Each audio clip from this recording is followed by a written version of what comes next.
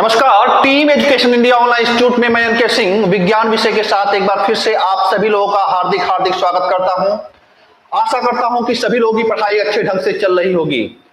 बात हम कर रहे थे केमिस्ट्री पर, रसायन विज्ञान पर, और उसके अंतर्गत हम एटॉमिक मॉडल पर बातें कर रहे थे। और एटॉमिक मॉडल के अंतर्गत हमने डाल्टन का परमाणु मॉडल क्या होता है उसके बारे में हमने आपको बताया। थॉमसन के परमाणु मॉडल में क्या क्या बातें कही गई थी, किन किन महत्वपूर्ण बातों पे चर्चा हुई थी उसके बारे में बात किया। और डाल्टन थॉमसन के पश्चात तो हमने रदरफोर्ड का गोल्ड फॉइल एक्सपेरिमेंट जो होता है उसको समझने की कोशिश किया।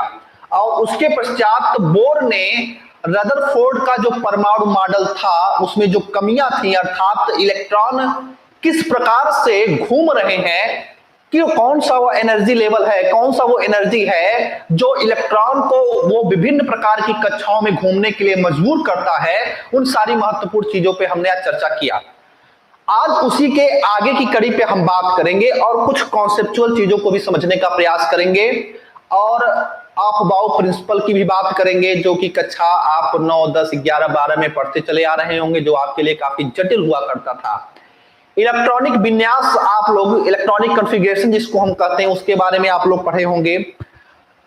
ये सारी चीजें जो हैं बहुत, मैं स्पष्ट रूप से आपको बता देता हूं कि ये सारी चीजें जो हैं आपके एग्जाम में 0.1% आने की चांसेस हैं। यानी कि इन सारे चीजों से क्वेश्चन बनने की संभावनाएं जो हैं वो लगभग नगण्य हैं। लेकिन इसके बाद का जो टॉपिक है, जैसे कि एटॉमिक नंबर क्या होता है, एटॉमिक वेट क्या होता है, समस्थानिक क्या होते हैं, समभारी क्या होते हैं, इन सारे मुद्दों से क्वेश्चन बना हुआ है। तो सारी चीजों को धीरे धीरे करते हुए इजिली वे में हम समझते हुए आगे बढ़ेंगे। एक बार मैं आप लोग कमेंट्स पढ़ लेता हूं कि कहीं से कोई दिक्कत तो नहीं आ रही है आपको। नलिनी राज जी, आज तो ऑर्डर भी आ गया 69,000 का जी।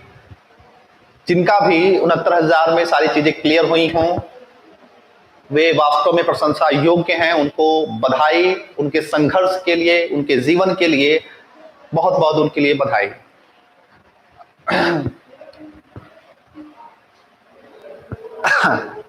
हाँ,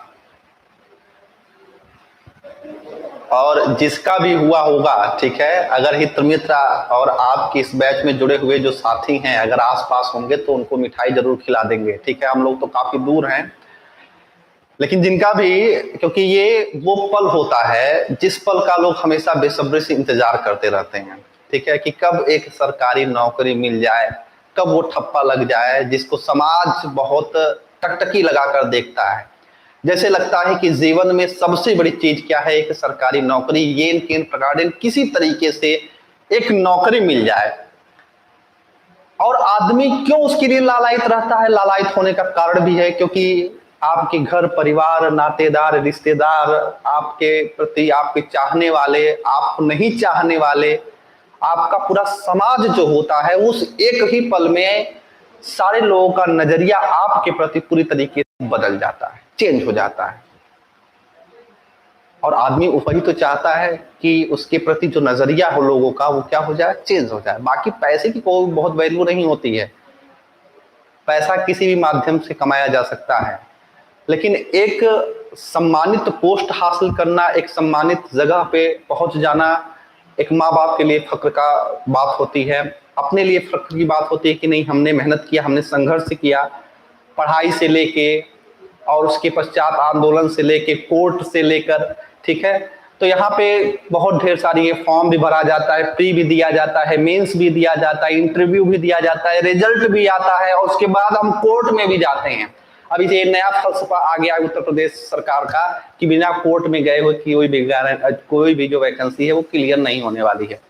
फिर भी हमारा काम है कर्म करना और हमको निरंतर वही काम करते रहना चाहिए, ठीक है।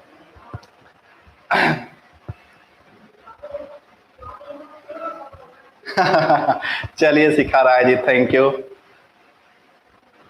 हाँ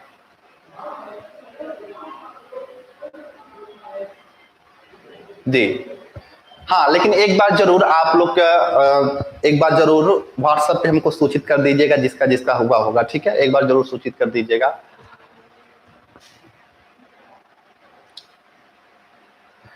चलिए अब आते हैं एटॉमिक मॉडल पर। ठीक है, अब आते हैं एटॉमिक मॉडल पे, थोड़ा सा समझने की कोशिश करिएगा। ठीक है, एटॉमिक मॉडल पे बात करते हैं और उसको थोड़ा सा समझने की कोशिश करते हैं। कुछ चीजें बच गई थी और उसी को हम रिकंटिन्यू कर रहे थे। हमने डाल्टन का परमाणु मॉडल देखा, डाल्टन के पश्चात हमने थॉमसन का परमाणु मॉडल देखा, थॉमसन के पश्चात हमने रदरफोर्ड का परमाणु मॉडल देखा और रदरफोर्ड के पश्चात हमने बोर का परमाणु मॉडल देखा। ठीक है, तो ये सारे क्रम आपने समझ लिए थे और हमें नहीं लगता कि किसी प्रकार की कोई भी समस्या यहां पर हुई होगी। अब बोर के बाद हम बात करते हैं बरी। ठीक है, इसके बाद एक वैज्ञानिक आते हैं, बोर के साथ एक परमाणु मॉडल देते हैं, उनका नाम होता है बरी। तो कहा जाता है बोर बरी का परमाणु मॉडल, क्योंकि उन्होंने दोनों लोगों ने मिलकर इस परमाणु मॉडल को दिया गया। ठीक है, अब इस बात को बहुत ध्यान से समझिएगा, क्योंकि बोर बरी का जो परमाणु मॉडल था ये थोड़ा सा कॉन्सेप्चुअल था और इसमें इलेक्ट्रॉनिक कॉन्फ़िगरेशन, आप बाओ नियम, इन सारी चीजों को आप समझ लेंगे एक ही बात में। बोर बरी ने क्या कहा, ध्यान समझिएगा। पहली चीज तो आप मान लीजिए एक परमाणु है, परमाणु में प्रोटॉन और न्यूट्रॉन होंगे और इस प्रोटॉन और न्यूट्रॉन वाला जो नाभिक है इसके चारों तरफ क्या होगा, चारों तरफ विभिन्न प्रकार की क्या होंगी, कक्षाएं होंगी और इन कक्षाओं में इलेक्ट्रॉन जो होंगे अपनी अपनी गति से क्या कर रहे होंगे, मूव कर रहे होंगे, अपनी अपनी तरीके से जो है इसमें रिजॉल्व कर रहे होंगे। अब इन्होंने ये कहा कि ये जो ऑर्बिट है इसमें जो इलेक्ट्रॉन घूम रहे हैं उनकी संख्या क्या होनी चाहिए। तो संख्याओं के बारे में पहले बात किया तो बोर-बरी के परमाणु मॉडल में पहली बात ये कही गई कि ऑर्बिट में, यानी कि जो कक्षाएं हैं ऑर्बिट में, ठीक है, प्रत्येक ऑर्बिट में इलेक्ट्रॉनों की जो संख्या होती है, इलेक्ट्रॉनों की संख्या जो होती है, इलेक्ट्रॉनों की संख्या कितनी होती है, इलेक्ट्रॉनों की संख्या निश्चित होती है। कैसे निश्चित होती है, उसके लिए उन्होंने फार्मूला एक दिया 2n² और 2n² में n क्या है, n है वहां पर कोषों की संख्या, n क्या है, यहां पर है ऑर्बिट की संख्या। यानी कि अगर यहां पर आपको ये निकालना हो कि कैसे आप यहां पर ज्ञात करेंगे किसमें कितने इलेक्ट्रॉन है, तो आप जानते हैं अगर पहला जो कोष है उसको आप k कहेंगे, दूसरा कोष l, तीसरा m और चौथा क्या है m। तो k l m n कोष के बारे में अगर हमको देखना हो तो कितने इलेक्ट्रॉन है, तो k कैसा कोष है, तो ये पहला कोष है, पहला कोष। तो अगर पहले कोष में आप n की जगह पे रखेंगे तो 2 गुणे a की घाते क्या हो जाएगा, वर्ग हो जाएगा। तो यहाँ पे आप गुणा करेंगे तो क्या आ जाएगा, 2 आ जाएगा। इसके पश्चात दूसरा कोष क्या है, दूसरा कोष है आपका l है, ठीक है। और यहाँ पर अगर आप n की जगह पे क्या रखना है, कोषों की संख्या, अब यहाँ पे क्या हो गया, 2 का क्या हो गया, वर्ग, तो 2 दूना के क्या हो गया 4 और 4 दूनी के क्या हो गया 8। यानी कि दूसरे कोषों में इलेक्ट्रॉनों की संख्या कितनी हो सकती है, तो 8 हो सकती है। तीसरा जो कोष है उसका कोष का नाम क्या है, m है। m जो होता है, यहां पर अगर हम वैल्यू पुट अप करें तो यहाँ पे क्या करेंगे, हम 3 का क्या करेंगे, वर्ग करेंगे, 3 त्रिका 9 और 9 दूना का क्या हो जाएगा 18। यानी कि हमारी संख्या क्या हो जाएगी, 18 हो जाएगा। इसके पश्चात अगर हम चौथे कोष की बात करें तो k l m, उसके पश्चात क्या हो जाएगा n। तो यहाँ पे 2 गुणे 4 की घाते आप क्या करेंगे, वर्ग, तो 4 चौक को 16, 16 दूना के क्या हो जाएगा 32 हो जाएगा। यानी कि जो कोषों में इलेक्ट्रॉनों की संख्या है वो आपको मिल गई है, वो क्या मिली है, वो ये मिली है कि के कोष में या पहले कोष में इलेक्ट्रॉनों की संख्या कितनी हो सकती है, अधिकतम सॉरी, तो 2 हो सकती है।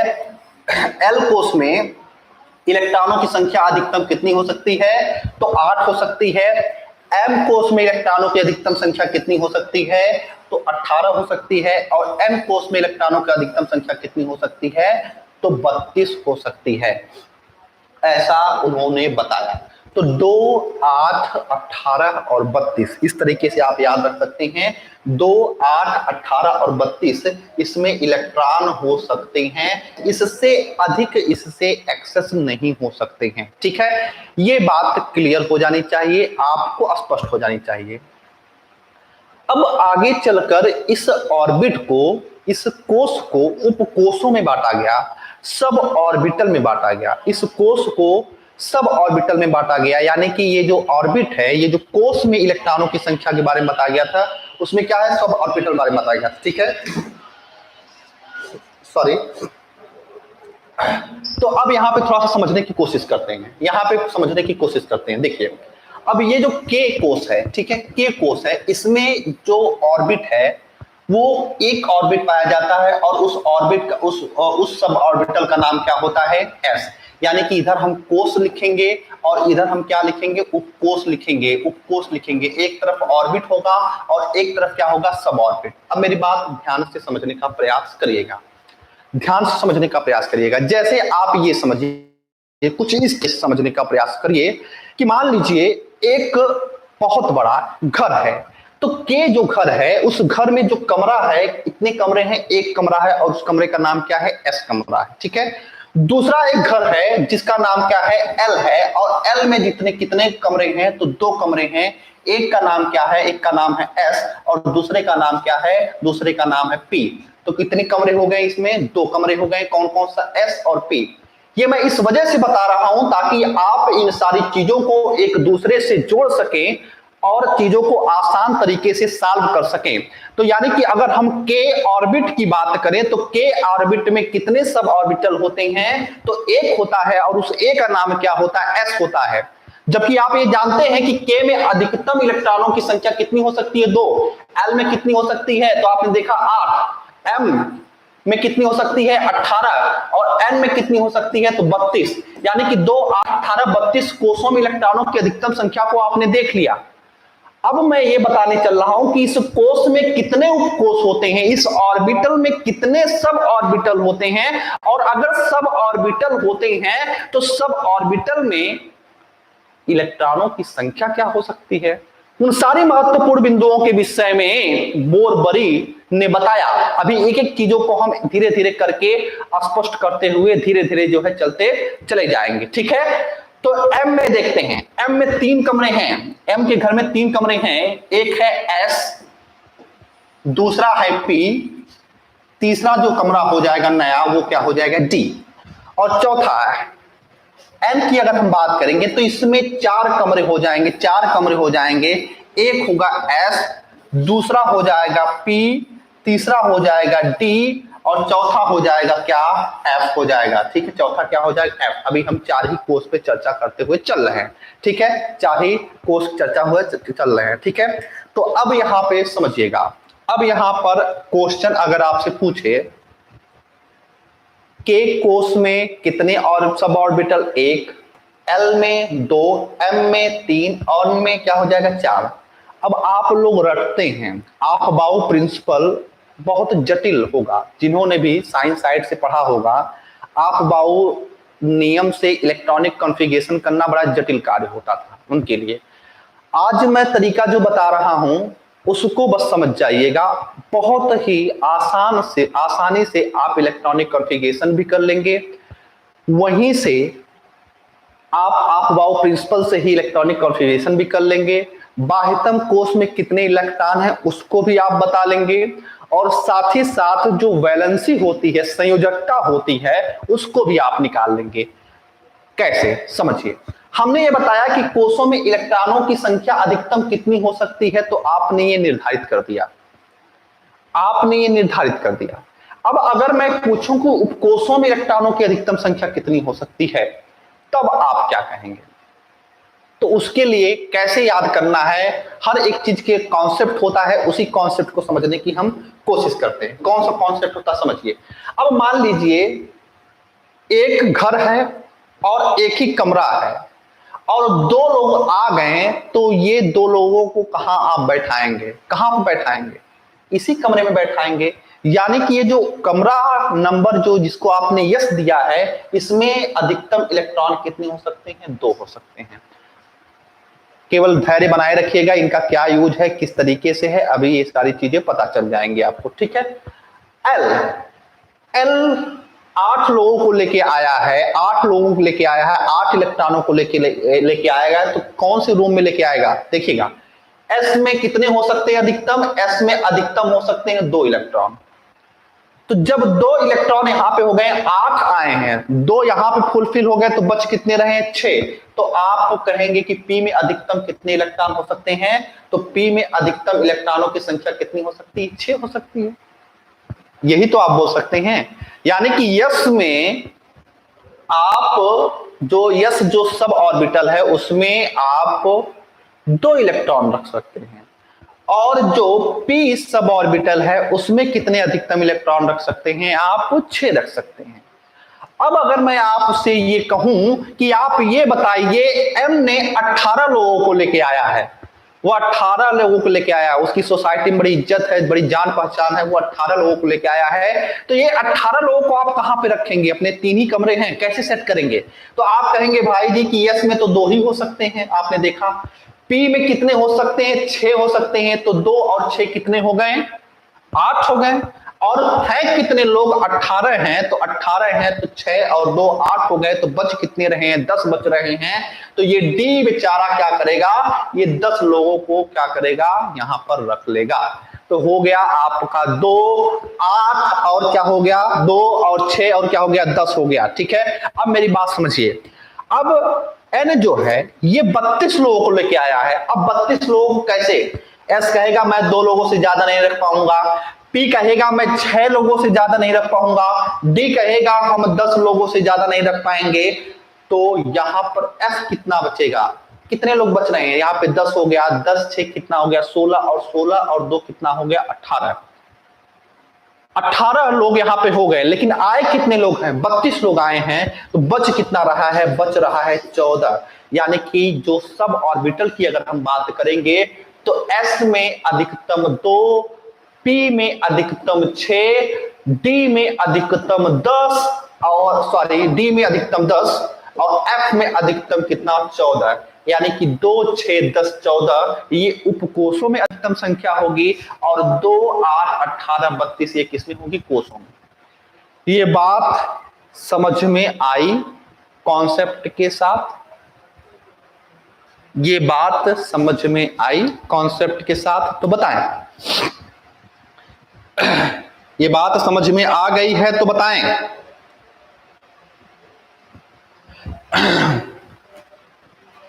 बता दीजिए एक बार। बताएं।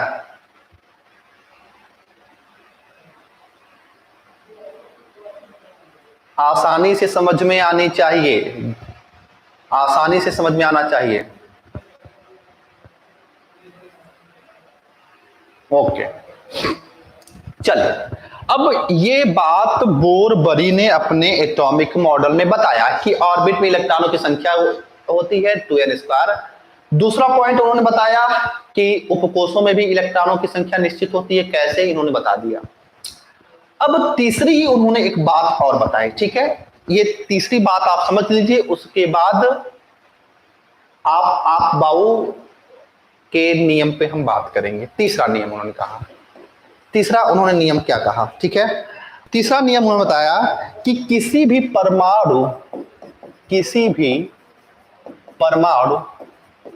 परमाणु के बाहरी कक्षा में, बाहरी ऑर्बिटल में, बाहरी कक्षा में अधिकतम 8 इलेक्ट्रॉन रह सकते हैं। अधिकतम 8 इलेक्ट्रॉन रह सकते हैं। अधिकतम 8 इलेक्ट्रॉन रह सकते हैं। ये तीसरी उन्होंने बात बताई। ठीक है, ये तीसरी उन्होंने बात बताई। किसने? अभी मैं बोरबरी के ही नियम पर बात कर रहा हूं। तीसरा नियम उन्होंने क्या बताया कि बाहरी ऑर्बिट जो है उसमें कितना होता है? उसमें कितना होता है? उसमें जो है 8 इलेक्ट्रॉन ही रह सकते हैं। ठीक है, कितने हो सकते हैं? 8। अभी उसके कुछ अपवाद होते हैं, अभी उस पर हम बात करेंगे। अब कमेंट्स को एकदम से बंद करिएगा क्लियरली। मैं आपसे विनम्र निवेदन कर रहा हूं कि एकदम कमेंट्स बंद कर दीजिएगा। थोड़ा सा 5 मिनट हमको समय देके, 5 मिनट समय देके जो है आप हमको 5 मिनट का समय दीजिए, और अच्छे से मैं आप बाउ नियम में बताने चल रहा हूं, ध्यान समझिए।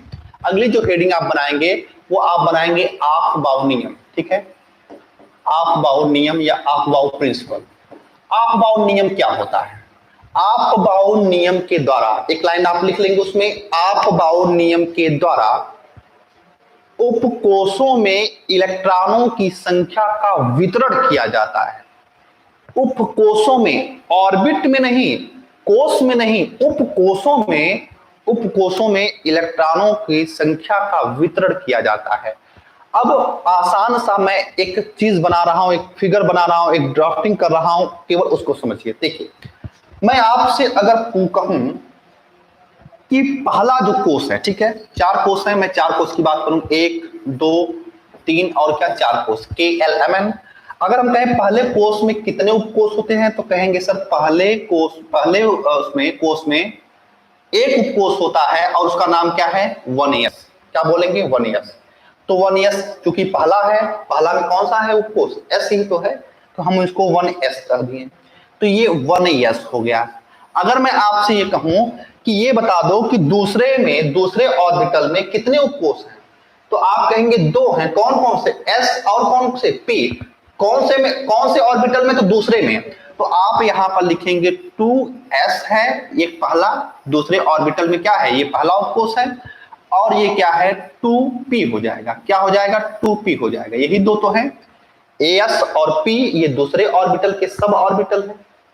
तीसरी बात, अब चलेंगे तीसरे वाले में चलेंगे, तो तीसरे वाले में कितने सब ऑर्बिटल थे, 3। कौन कौन से, sp d। तो यानी कि तीसरे में 3 हैं। कौन कौन से है, यस है, और कौन सा है, p है, और कौन सा है, और है d है। कौन सा है, d। क्लियर है बात, क्लियर है बात। चौथे में चलते हैं, तो चौथे में कौन सा है, चौथे में कितने हैं, चौथे में जो है 4 हैं। कौन कौन से हैं, s है, p है, d है, और क्या है, f है। तो आप आसानी से यहां पे लिखेंगे, चौथे में s है, चौथे में क्या है, चौथे में p है, चौथे में क्या है, चौथे में d है, चौथे में क्या है, चौथे में f है, चौथे में क्या है, f है। चलिए एक और मैं बता देता हूं, ठीक है, एक मैं और उदाहरण ले लेता हूं, एक और मैं ऑर्बिट आगे बढ़ जाता हूं, एक ऑर्बिट में और आगे बढ़ जाता हूं। मान लीजिए 5वां एक और ऑर्बिट ले लेता हूं, और ऑर्बिट ले लेता हूं, ठीक है। मान लीजिए परमाणु क्रमांक और अधिक हो गया, ठीक है। तो 5वें में भी क्या होगा, मान लीजिए 5वें में तो 5s होगा, 5s होगा, 5p होगा, 5p होगा, 5d होगा, ठीक है, 5d होगा, 5d होगा, ठीक है, 5d होगा, और क्या होगा, 5f होगा, 5f होगा, और एक और होगा, ठीक है। जाने देते हैं उसको। मान लीजिए इतना, ये चीजें कैसे लिखी गई ये समझ में आ जानी चाहिए आपको, ठीक है। ये कैसे चीजें लिखी गई वो समझ में आ जानी चाहिए। अभी मैं इलेक्ट्रॉनिक कॉन्फ़िगरेशन करूंगा, एक ही साथ में कई चीजें समझ में आ जाएंगी, ठीक है। अब इसको कैसे करना है, अब आसानी से एक कलम उठानी है, और इसको ऐसे तिर्यक, ऐसे तिरछा एकदम क्रॉस कर दीजिए, ऐसे क्रॉस कर दीजिए, ठीक है। इतना तो कह ही सकते हैं, ऐसे सीधा क्रॉस करेंगे, गलती नहीं होनी चाहिए, नहीं तो तुरंत आंसर में गलती हो जाएगा। ऐसे सीधा आप क्या करेंगे, क्रॉस कर देंगे, ठीक है। क्रॉस कर दिया आपने, अब क्रॉस कर दिया है, तो अब यहां पर एक चीज का ध्यान रहे। किस चीज का ध्यान रहे, ध्यान ये रहना चाहिए कि इसका जो हेड है, इसका हेड जो है, इसके बाद शुरुआत करेंगे किसका, इस दूसरे वाले के टेल से, यानी कि इधर से चलेंगे तीर का निशान, उसके बाद इधर चलेंगे, फिर उसके बाद इधर से शुरुआत करेंगे, फिर इधर आएंगे, फिर इसका हेड फिर किसके, इसके टेल से मिलाएंगे, फिर इसका हेड किससे मिलाएंगे, इसके टेल से मिलाएंगे, फिर इस तरीके से चलेंगे, फिर आए हेड पे आएंगे, तो फिर इसका हेड किससे मिलाएंगे, इसके टेल से मिलाएंगे। यानी कि हमेशा याद रखिएगा, हेड को आपको किससे मिलाना है, टेल से मिलाना है। रास्ता आपका कैसे रहेगा, 1s, उसके बाद फिर इधर चलेंगे, फिर 2s, फिर इधर चलेंगे, फिर 2p, उसके पश्चात 3s, फिर ऐसे चलेंगे, उसके पश्चात 3p, उसके पश्चात 4s। ये बात समझ में आ जानी चाहिए। तो रास्ता आपका क्या आएगा, समझिए, रास्ता आपका इसे 3 बनाए आप, तो ये आएगा, पहले रास्ते में क्या आएगा, 1s आ गया, 1s के बाद चले आप मुड़े, उसके पश्चात दूसरा रास्ता क्या आया, 2s आया, क्या आया, 2s आया, 2s के पश्चात आप देखें कि इधर गए, फिर उसके पश्चात क्या आया, 2p आया, क्या आया, 2p आया, 2p के बाद कहां पे गए आप, 3s पे गए, कहां पे गए, 3s पे गए, 3s के पश्चात पुनः मुड़े आप, उसके पश्चात कहां पे गए, 3p पे गए, कहां पे गए, 3p पे गए, 3p के बाद 4s, उसके पश्चात कहां पे गए, उसके पश्चात गए 4s पे गए, और 4s के पश्चात पुनः इसको ऐसे मिलाएंगे तो कहां पे जाएंगे, 3d में पहुंचेंगे, कहां पे 3d में, और 3d के पश्चात कहां पे पहुंचेंगे, 4p में पहुंचेंगे, कहां पे सॉरी 4p पे पहुंचेंगे, 4p के बाद कहां पे पहुंचेंगे, 5s पे पहुंचेंगे। ये चीज समझ में आया, ये बताइए, ये चीज समझ में आया? कोई दिक्कत बताएं, ये चीज क्लियर है? ये चीज समझ में आया कैसे तीर का निशान बनाना है और कैसे इस पाथवे का निर्धारण करेंगे, कैसे निर्धारण करेंगे बताएंगे। 5s के बाद जो है पुनः मुड़ेंगे, उसके बाद पुनः आएंगे 4d पे, फिर 5p पे, फिर और जाएंगे आगे। उतना आपको जाने की जरूरत नहीं है, इतने से हो जाएगा आपका, इतने से आपका हो जाएगा, ठीक है, आराम से। केवल आप कर सकते हैं, देखिए 1s, उसके पश्चात 2s, उसके पश्चात फिर 2p, बस हेड को टेल से मिलाइएगा, हेड को टेल से मिलाइएगा, हेड को टेल से मिलाइएगा। अब आ गया। अब हम जिस चीज का बेसब्री से इंतजार कर रहे थे वो घड़ी समाप्त हुई, और अब आते हैं सवालों पे, ठीक है, अब आते हैं सवालों पे और ध्यान से समझने की कोशिश करते हैं, ठीक है। अब जैसे सवाल यहां से किस प्रकार से पूछा जाता है, देखिए सवाल यहां से किस प्रकार से पूछा जाता है। जैसे क्वेश्चन अगर आपसे पूछा जाएगा, ध्यान से समझिएगा, हमने आपसे कहा कि एक तत्व है जिसका नाम है कैल्शियम और उसका एटॉमिक नंबर है 20, तो 20 को जरा कौन से कोष में कौन से इलेक्ट्रॉन रहेंगे, ये आपसे क्वेश्चन पूछ लिया, पहला क्वेश्चन। दूसरा क्वेश्चन आपसे पूछ लिया कि कौन से उपकोष में कितने इलेक्ट्रॉन रहेंगे। तीसरा क्वेश्चन आपसे पूछ लिया कि उस तत्व की संयोजकता कितनी है। चौथा क्वेश्चन पूछ लिया कि उसके बाह्यतम कोष में इलेक्ट्रॉन कितने हैं। अब ये चारों क्वेश्चन को मैं यहीं पे डिसाइड कर दे रहा हूं, समझिए। अब 20 हैं, अब 20 इलेक्ट्रॉन हैं, तो 20 इलेक्ट्रॉन को कैसे भरेंगे, देखिए पहले हम चलेंगे 1s पे, तो 1s में कितने इलेक्ट्रॉन हो सकते हैं, तो s में 2 इलेक्ट्रॉन हो सकते हैं। आपने पढ़ा है ना, आपने पढ़ा है ना कि s में कितने हो सकते हैं, तो s में 2 हो सकते हैं। p में कितने हो सकते हैं, तो p में 6 हो सकते हैं। d में कितने हो सकते हैं, तो d में 10 हो सकते हैं। f में कितने हो सकते हैं, f में 14। ये तो आपने पढ़ा है ना, उपकोषों में इलेक्ट्रॉनों की संख्या पढ़ा है ना। तो 20 इलेक्ट्रॉन अगर कैल्शियम लेके आया है, 20 लोगों को लेके आया है, तो इसको भरिए। 1s में जाइए पहले, तो 2 इलेक्ट्रॉन भर गया। उसके पश्चात कहां पे जाएंगे, 2s में जाएंगे। उसके पश्चात 2s में जाएंगे। यस है तो यस में कितने भरे जा सकते हैं, 2, तो यहां पर भी भर दिया आपने। तो 2 और 2 4 की खपत हो गई, लेकिन कितना है, 20 है।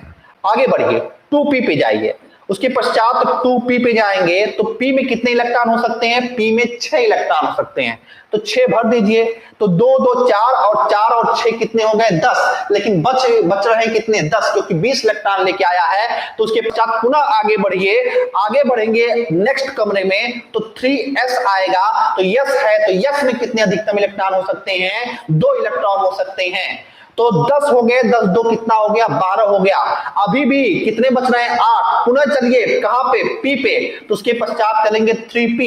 3p क्या, p में कितने अधिकतम इलेक्ट्रॉन भरे जा सकते हैं, p में 6 इलेक्ट्रॉन भरे जा सकते हैं। तो 3p क्या हो गया, 6।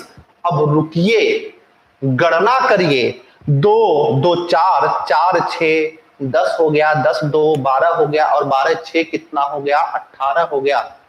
ठीक है, फिर से देखिए, 6 दूनी की 12, 13 14 15 16 और 17 18 हो गए। अब बच कितना रहा है, अब बच रहा है 2 इलेक्ट्रॉन। कितना बच रहा है, अब यहां पर बच रहा है 2 इलेक्ट्रॉन। अब 2 इलेक्ट्रॉन जो बच रहा है वो कहां पे जाएगा, 2 इलेक्ट्रॉन 3p6। 3p के बाद क्या आ रहा है, 4s, तो 4s लिखिए। और s में कितने इलेक्ट्रॉन हो सकते हैं, 2 इलेक्ट्रॉन हो सकते हैं। तो यहां पर आपका इलेक्ट्रॉनिक कॉन्फ़िगरेशन तैयार हो गया। आप बाउ के नियम के अनुसार 1s2 2s2 2p6 3s2 3p6 और 4s2। ठीक, अब मेरी बात समझिए, अब मेरी बात समझिए। ये तो आप बाउ के नियम से देख लिया। अब पहला हमने कहा था आपसे, सवाल इस तरीके का पूछेगा कि कौन से सब ऑर्बिटल में कितने इलेक्ट्रॉन हैं। तो कैल्शियम के p ऑर्बिटल में कितने हैं या s ऑर्बिटल में कितने हैं, ये आप क्वेश्चन बता देंगे। दूसरा क्वेश्चन आपसे पूछेगा, दूसरा क्वेश्चन आपसे ये पूछेगा कि कौन से कोष में, कैल्शियम के कौन से कोष में, कोष की बात होगी, कौन से कोष में कितने इलेक्ट्रॉन होंगे। तो देखिए ये पहला कोष हो गया आपका, ये पहला कोष हो गया, ये पहला कोष हो गया, ठीक है। और 2s2p ये क्या हो गया, दूसरा कोष हो गया, ठीक है। और ये क्या हो गया, ये 3s3p6 ये कितना हो गया, तीसरा कोष हो गया। और ये क्या हो गया, चौथा कोष हो गया।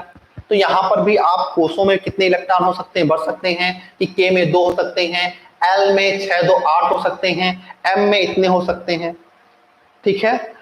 और लास्ट बात, संयोजकता इस कैल्शियम की कितनी होगी। तो संयोजकता जो बाह्यतम बाहरी कोष में जो इलेक्ट्रॉनों की संख्या होती है, बाहरी कोष में किसी भी परमाणु के बाहरी कोष में जितने भी इलेक्ट्रॉन होते हैं वही उसकी संयोजकता होती है। यहां पर बाहरी कोष में कितने इलेक्ट्रॉन है, 2, तो इसकी संयोजकता कितनी हो जाएगी, 2 हो जाएगी। किसी भी परमाणु के बाहरी कोष में जितने भी इलेक्ट्रॉन होंगे उसकी वही संयोजकता होगी। लेकिन 1 2 3 4, 1 2 3 4 होगी तो वही उसकी संयोजकता हो जाएगी। अगर 4 से अधिक किसी परमाणु में संयोजकता आती है तो उसको हम 8 से माइनस कर देते हैं। जैसे अगर मान लीजिए यहां पर 5 आ जाए, ठीक है, 5 आ जाए, तब क्या होगा, तब यहां पर आ जाएगा 8 - 5 हम करेंगे, 8 माइनस क्या करेंगे, 5 करेंगे, तो यहां पर हम कहेंगे 3 संयोजकता हो जाएगी, ठीक है। तो यहां से याद रखिएगा 1 2 3 4 ये क्या हो जाएगा, ये उसी की संयोजकता हो जाएगी। 4 से अधिक आएगा, पूछ लेगा कैल्शियम का कितना हो जाएगा संयोजकता, तो कितना हो जाएगा आपका यहां पे 2 हो जाएगा। ये बातें क्लियर है, बताएं।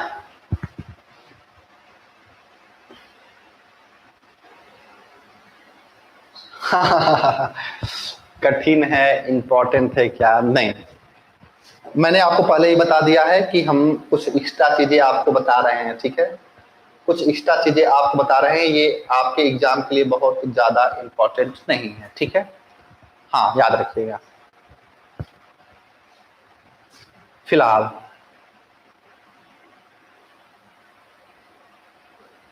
अगर आप पहली बार भी पढ़ रहे होंगे तो भी हमें नहीं लगता है कि ये जटिल होगा, आपको समझ में तो कम से कम आया ही होगा।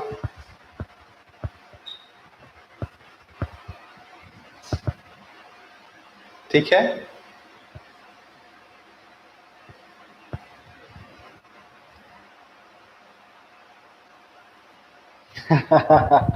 अर्चना कुमारी जी,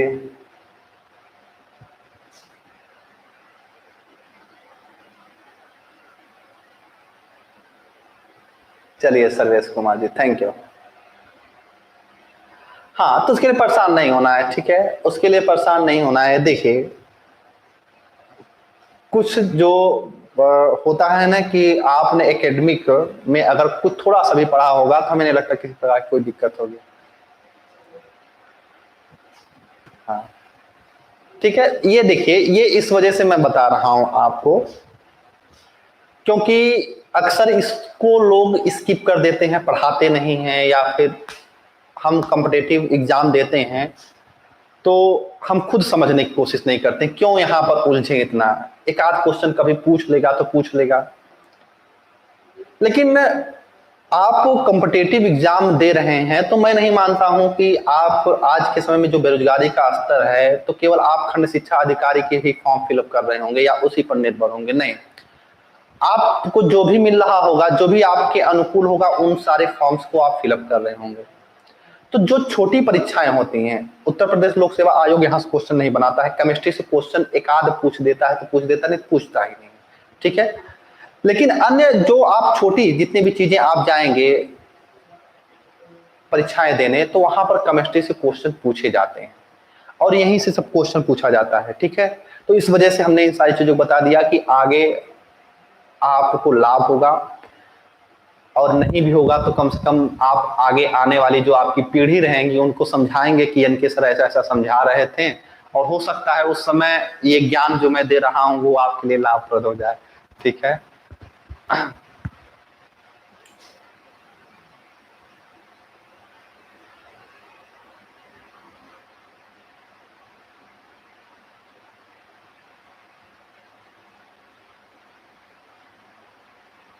देखिए एक बार मैं फिर से, चलिए आएगा कैसे नहीं, ठीक है समझिए, एक बार फिर से समझिए।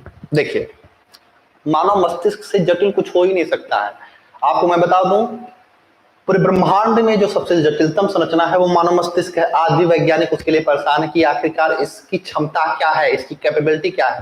तो थोड़ा सा जोर दीजिए, एक बार फिर से समझते हैं। देखिए पूरा हमने कहा कि पहले कोष में कितना है, एस है, उसके पश्चात दूसरे में क्या है, एस और पी रहेगा, तीसरे में एस और पी और डी आएगा, चौथे में एस पी डी एफ आएगा, और चौथे में क्या आएगा, एस पी डी और क्या आएगा, एफ आएगा। ठीक है, अब यहां पर आपको हमने कहा कि सीधे सीधे क्रॉस का निशान बना दीजिए और इस पाथ का निर्धारण कर लीजिए। तो पहले इलेक्ट्रॉन 1s में जाएगा, उसके बाद इलेक्ट्रॉन 2s में जाएगा, उसके बाद इलेक्ट्रॉन 2p में जाएगा, उसके पश्चात 3s में जाएगा, उसके पश्चात 3p में जाएगा, उसके पश्चात 4s में जाएगा, उसके बाद 3d में जाएगा। ठीक है, अब यहां पे समझिए, कैल्शियम का परमाणु क्रमांक 20 है, तो 20 इलेक्ट्रॉनों को भरिए। s में कितने हो सकते हैं अधिकतम इलेक्ट्रॉन, 2 ही तो हो सकते हैं। उसके पश्चात हमको रास्ता 2s दिखा रहा है, तो s कितना भरेगा, 2 भरेगा, तो 2 2 4 हो गया।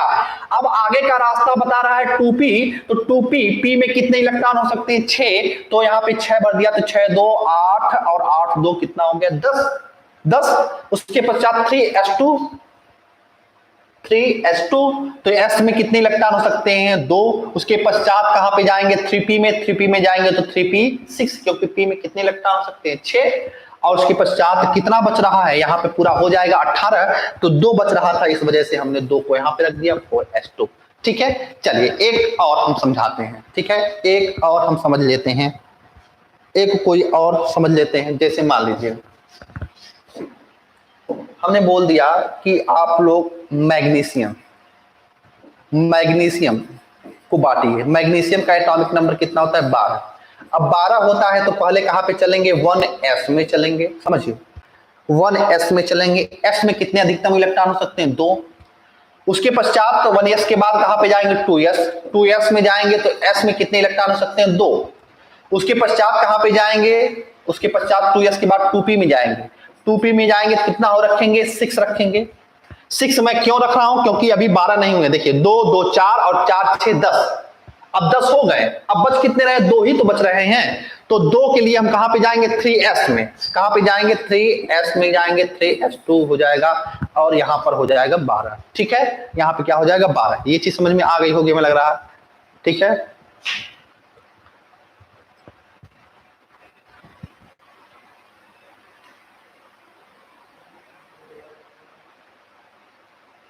ठीक है, हाँ वेरी गुड जय सिंह जी, बहुत अच्छे, शाबाश जी, बस सही है, आप तो समझ तो गए। चलिए ये चीज आपको क्लियर हो जाना चाहिए। अब यहां पर ये चीज समझ गए हैं, तो अब थोड़ी सी दो बातें और मैं तेजी से समझा देता हूं, उसके बाद आगे बात करूंगा। ठीक है, एक होता है आपका परमाणु क्रमांक, समझिए यहां से क्वेश्चन पूछा जाता है, ये इंपॉर्टेंट है, ये इंपॉर्टेंट है। एक होता है परमाणु क्रमांक और एक होता है परमाणु भार। एक होता है परमाणु भार, एटॉमिक नंबर, एटॉमिक वेट। समझिए एटॉमिक नंबर क्या होता है, परमाणु क्रमांक क्या होता है। परमाणु क्रमांक हम किसे कहेंगे, नाभिक है, और नाभिक में होता है क्या, प्रोटॉन, और क्या होता है, न्यूट्रॉन होता है।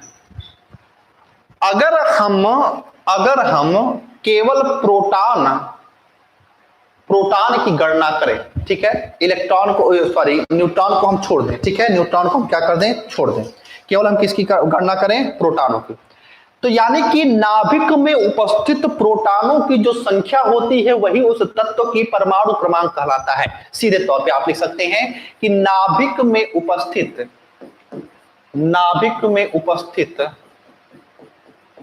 प्रोटॉनों की संख्या परमाणु क्रमांक कहलाती है, परमाणु क्रमांक कहलाती है। अब यहां पे एक चीज समझना, प्रोटॉनों की संख्या क्या होगी, परमाणु क्रमांक कहलाती है। अगर हम आपसे ये क्वेश्चन पूछें कि किसी भी नाभिक में उपस्थित प्रोटॉनों की संख्या 10 है तो उस नाभिक में उपस्थित उस परमाणु का परमाणु क्रमांक क्या होगा, तो आप सीधे तौर पे कहेंगे 10। जो भी प्रोटॉनों की संख्या होगी वही परमाणु क्रमांक। या फिर हम कहें कि कोई एटॉमिक नंबर है 10 जिसका नियन मान लें, तो उसमें कितने प्रोटॉन पाए जाएंगे, तो 10 पाए जाएंगे। ठीक है, अब यहां पर एक चीज याद रखिएगा, जब परमाणु उदासीन होता है, ठीक है, जब परमाणु उदासीन होता है, समझना इस बात को थोड़ा सा गहराई से, जब परमाणु उदासीन होता है, न्यूट्रल होता है, जब परमाणु उदासीन होता है तो प्रोटॉनों की संख्या बराबर इलेक्ट्रॉनों की संख्या बराबर इलेक्ट्रॉनों की संख्या बराबर इलेक्ट्रॉनों की संख्या बराबर परमाणु क्रमांक। इसका क्या मतलब हुआ, इस चीज को आप ब्लॉक में कर लेंगे। इसका क्या मतलब हुआ, यानी कि जब नाभिक उदासीन होता है तो परमाणु क्रमांक वही होता है जो प्रोटॉनों की संख्या होती है, और प्रोटॉनों की संख्या वही होती है जो इलेक्ट्रॉनों की संख्या होती है, और इलेक्ट्रॉनों की संख्या वही होती है जो परमाणु क्रमांक होता है। लेकिन कब, जब परमाणु क्या होता है, उदासीन। यानी कि अगर आपसे ये सवाल मैं पूछूं कि मैग्नीशियम 12 इस समय ये उदासीन है, इसमें आप प्रोटॉनों की संख्या बताइए, तो आप कहेंगे कि मैग्नीशियम 12 है तो इसका मतलब प्रोटॉनों की संख्या 12 है। अगर हम आपसे कहें इलेक्ट्रॉन कितने हैं, तब आपका आंसर क्या होगा, 12। ये चीज आप लोग समझ गए होंगे। ठीक है, यहां पे 12 मैग्नीशियम में प्रोटॉनों की संख्या कितनी होगी, 12, और इलेक्ट्रॉनों की भी संख्या कितनी होगी, 12। क्यों, क्योंकि ये परमाणु उदासीन है। लेकिन अगर मैं यहीं पर एक क्वेश्चन में थोड़ा सा बदलाव करता हूं, और ध्यान से चीजों को समझने के प्रयास करिएगा। अगर क्वेश्चन आपसे मैं पूछ दूं कि 12 मैग्नीशियम प्लस में प्रोटॉनों की संख्या और इलेक्ट्रॉनों की संख्या बताइए, तब आपके लिए थोड़ा सा जटिलता हो जाएगी। किसी भी परमाणु पे अगर प्लस आ रहा है तो इसका मतलब है कि उसने इलेक्ट्रॉन को दान कर दिया है। किसी भी परमाणु पे अगर माइनस चार्ज आ गया तो उसने इलेक्ट्रॉन को क्या किया है, ग्रहण किया है। आज से समझ लीजिएगा, प्लस कब होगा, जब हमने दान किया है, और माइनस कब होंगे, जब हमने इलेक्ट्रॉन लिया। सीधा सा मतलब कोई पैसा अगर लिया है तो वो क्या हो जाएगा, माइनस, और अगर हमने दे दिया है तो वो क्या हो जाएगा, प्लस हो जाएगा। तो यहां पर 2 प्लस है, इसका मतलब इसने 2 इलेक्ट्रॉन दिया। 3 प्लस का मतलब 3 इलेक्ट्रॉन दिया। 4 प्लस का मतलब 4 इलेक्ट्रॉन दिया है, और अगर 2 माइनस रहता तो इसका मतलब 2 इलेक्ट्रॉन इसने क्या किया है, ग्रहण किया है। ठीक है, तो अब यहां पे समझिए, यहां पर प्रोटॉनों की संख्या तो 12 ही रहेगी, लेकिन क्योंकि यहां पे इलेक्ट्रॉन तो 12 थे, लेकिन इस 12 में से 1 और 2 इलेक्ट्रॉन, 2 चिड़िया उड़ गई हैं। तो 12 चिड़िया थी, 2 चिड़िया उड़ गई, तो कितनी चिड़िया बची, 10 चिड़िया बची। ये बचपन में आप लोग पढ़े होंगे। तो यहां पर आपका हो जाएगा इलेक्ट्रॉन 10, प्रोटॉन हो जाएंगे 12। बताएं, क्लियर है ये पॉइंट क्लियर है, ये पॉइंट क्लियर है आपकी, बताएं। और एक चीज और याद रखिएगा, परमाणु संख्या को, परमाणु क्रमांक को हम कैपिटल जेड से व्यक्त करते हैं, कैपिटल जेड से। बताएं, क्लियर है।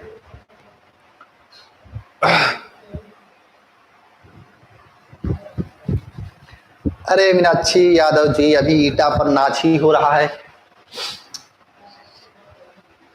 कितना नाच होगा,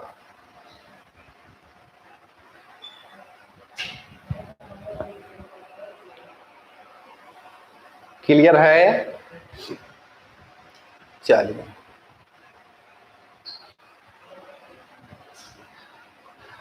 अब मेरी बात समझिए। अब थोड़ा सा बात करते हैं परमाणु भार पे। अब बात करते हैं परमाणु भार पे, एटॉमिक वेट। देखिए, हमने आपको बताया कि कोई परमाणु है, परमाणु में नाभिक है, नाभिक में है प्रोटॉन, और क्या होगा, न्यूट्रॉन। अगर हम केवल प्रोटॉनों की गणना करेंगे तो वो हो जाएगा एटॉमिक नंबर, परमाणु क्रमांक। लेकिन अगर हम नाभिक में उपस्थित इस प्रोटॉन और न्यूट्रॉन इन दोनों की संख्याओं की गणना कर लें, इस प्रोटॉन और न्यूट्रॉन इन दोनों की संख्याओं की गणना कर लें, तो वो क्या कहलाएगा? वो परमाणु भार कहलाएगा। वो क्या कहलाएगा? वो परमाणु भार कहलाएगा। तो आप लिखिएगा एक लाइन, नाभिक में उपस्थित, नाभिक में उपस्थित प्रोटॉनों तथा न्यूट्रॉनों, प्रोटॉनों तथा न्यूट्रॉनों की संख्या को परमाणु भार कहा जाता है। परमाणु भार कहा जाता है। और यहां पे याद रखिएगा, इसे ए से व्यक्त करते हैं, इसे ए से व्यक्त करते हैं, ए से व्यक्त करते हैं, कैपिटल ए से व्यक्त करते हैं। जैसे अगर मान लीजिए कोई तत्व है, तत्व का नाम क्या है? तत्व का नाम है एक्स। तो एटॉमिक नंबर हमेशा नीचे लिखा जाता है, यहाँ पे एटॉमिक नंबर लिखा जाता है, और यहाँ पे क्या होता है? एटॉमिक वेट लिखा जाता है, परमाणु भार। एटॉमिक नंबर के बारे में हमने बताया, इसको हम जेड से व्यक्त करते हैं, और इसके बारे में हमने बताया, इसको हम क्या करते हैं? ए से व्यक्त करते हैं। इसको हम क्या करते हैं? इसको ए से व्यक्त करते हैं। अब सवाल अगर आपसे कुछ इस तरीके से पूछ दिया जाए कि प्रोटॉनों की संख्या दे दे, इलेक्ट्रॉनों की संख्या दे दे, और आपसे न्यूट्रॉनों की संख्या पूछे, प्रोटॉनों की संख्या दे दे, इलेक्ट्रॉनों की संख्या दे दे, और आपसे न्यूट्रॉनों की संख्या पूछे, तो आप क्या करेंगे? तो आप क्या करेंगे? इसके लिए आपको एक फॉर्मूला लिखना है। क्या लिखना है? न्यूट्रॉनों की संख्या बराबर, क्वेश्चन आपसे पूछता है बार बार, न्यूट्रॉनों की क्या होगी? न्यूट्रॉनों की संख्या बराबर क्या होगा? ए माइनस जेड। ए माइनस जेड। कैसे ए माइनस जेड हुआ? समझिए, ए परमाणु भार में से परमाणु क्रमांक को घटा देंगे, परमाणु भार में से परमाणु क्रमांक को घटा देंगे, तो हमको क्या मिल जाएगा? न्यूट्रॉनों की संख्या मिल जाएगी। कैसे? ध्यान समझिए। मान लीजिए ये एक्स परमाणु है। अब परमाणु भार जो भी होगा उसमें क्या है? प्रोटॉन है, और क्या है? न्यूट्रॉन है। और परमाणु क्रमांक जो भी होगा उसमें क्या है? केवल प्रोटॉन है। तो अगर इसमें से, यानी कि P प्लस N में से अगर हम क्या कर दें? P को घटा दें, तो क्या बचेगा हमारा? वही जो बचेगा वही हमारा क्या हो जाएगा? न्यूट्रॉनों की संख्या हो जाएगी। ठीक है, ये चीज तो समझ में आ गया? ये चीज समझ में आ गया तो बताएं कैसे ये न्यूट्रॉनों की संख्या ज्ञात करेंगे? अगर प्रोटॉनों की संख्या आपको दिया रहे तो आप ज्ञात कर लेंगे। बताएं, परमाणु क्रमांक दिया रहे, परमाणु भार दिया रहे, और आपसे न्यूट्रॉनों की संख्या पूछे तो बता लेंगे। परमाणु क्रमांक 10 है, परमाणु भार 25 है, 20 है, और आपसे न्यूट्रॉनों की संख्या पूछेगा तो बता लेंगे। बताएं, क्लियर करें तेजी से। चलिए, ओके, ठीक है। अब ये बात आपने समझ लिया। आज काफी कुछ आप लोगों को हमने बेहतर चीज बताई होगी केमिस्ट्री की। हो सकता है कुछ चीजें आपको जटिल भी लगी हों। अब आगे थोड़ा सा इसमें बचा हुआ है समस्थानिक संभारी। समस्थानिक और संभारी बताने के पश्चात जो है हम आगे मूव कर जाएंगे। ठीक है, पीरियोडिक टेबल पर, आवर्त सारणी पर। ठीक है, और जैसे कि आप लोगों ने कहा था कि सर एसिड बेस साल्ट बचा हुआ है, उसको भी कवर कर दीजिए, तो उसको भी कवर कर देंगे। ठीक है, बातें क्लियर है ना? कहीं से और किसी भी विषय में कोई दिक्कत है तो आप बताइए। कहीं से किसी और विषय में, किसी और सब्जेक्ट में, किसी और पॉइंट में, किसी और चैप्टर में अगर दिक्कत है तो आप बताएं।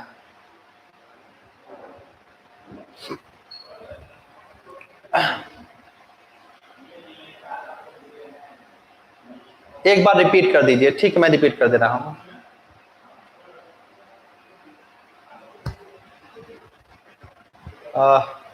पॉलिटी वाले सर नहीं आ रहे हैं, आएंगे जल्दी। नोटिफिकेशन इस वजह से तेजी से नहीं आ रहा है क्योंकि थोड़ा सा टीचर्स जो है इस समय सही टाइम पे, उनके टाइम में फेरबदल है। ठीक है, ठीक है अंशु कोकर जी, मैंने आपकी बात समझ लिया। एनवायरमेंट और करंट को भी मैं करवा दूंगा, ठीक है। चलिए अब यहां पे मेरी बात ध्यान समझिएगा, ठीक है। एक बार फिर से देख लीजिए, हमने परमाणु क्रमांक के बारे में बताया। परमाणु क्रमांक मतलब क्या होता है? प्रोटॉनों की संख्या। परमाणु भार का मतलब क्या होता है? परमाणु भार का मतलब होता है प्रोटॉनों और न्यूट्रॉनों की संख्या। तो सीधा सा आपको ये जानना है कि अगर पूछ लिया जाए, जैसे आपसे पूछ लिया जाए कि मान लीजिए कोई तत्व है, मान लीजिए कैल्शियम है, उसका परमाणु क्रमांक 20 है, उसका एटॉमिक नंबर 20 है और उसका एटॉमिक वेट कितना है? उसका एटॉमिक वेट मान लीजिए 40 है। तो अगर यहां पर क्वेश्चन पूछ दिया कि ज्ञात तत्व में न्यूट्रॉनों की संख्या ज्ञात करिए, तो आपको एटॉमिक वेट से एटॉमिक नंबर को क्या करना है? घटा देना है। और ज्ञात जो तत्व हो जाएगा वो क्या मिल जाएगा आपको? 20 जो हो जाएगा वो क्या हो जाएगा? न्यूट्रॉनों की क्या हो जाएगी? संख्या हो जाएगी, ठीक है। वो क्या हो जाएगी? वो न्यूट्रॉनों की संख्या हो जाएगी। तो ये चीज थी। आगे मिलते हैं नेक्स्ट लेक्चर में। अपना ख्याल रखिएगा, इजाजत दीजिए। थैंक यू, नमस्कार, जय हिंद।